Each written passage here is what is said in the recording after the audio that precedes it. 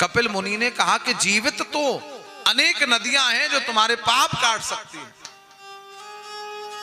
नर्मदा है, क्षिप्रा है, कावेरी है, यमुना है।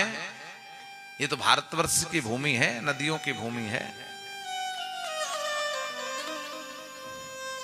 लेकिन मृत्यु के पश्चात अगर कोई तुम्हें मुक्त करने की सामर्थ्य रखती है तो वो एकमात्र है मां गंगा, जो मृत्यु के पश्चात भी तुम्हारी मुक्ति कर सकती है।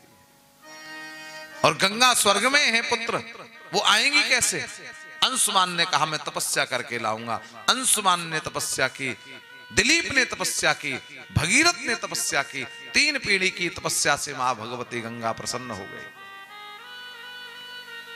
पुत्र मैं आ तो जाऊंगी लेकिन मेरे वेग को कौन रोकेगा?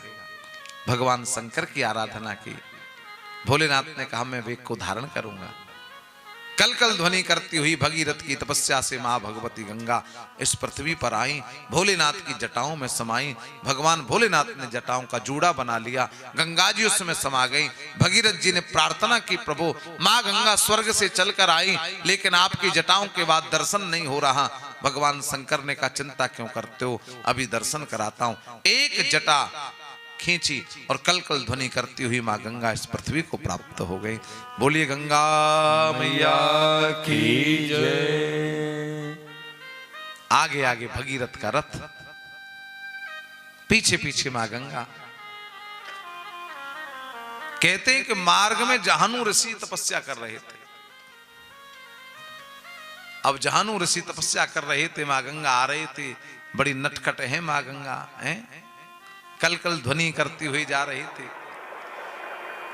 जहानु ऋषि का कमंडल गया, बोले पुत्री क्या करती हो?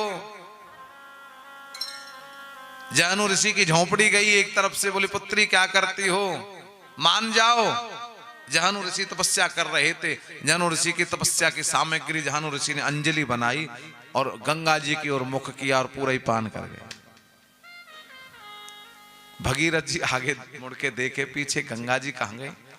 जहानु ऋषि से प्रणाम किया, महात्मन यहाँ मां भगवती गंगा आ रही थी, कहां गई? जहानु ऋषि ने कहा उन्हें तो मैं पी गया।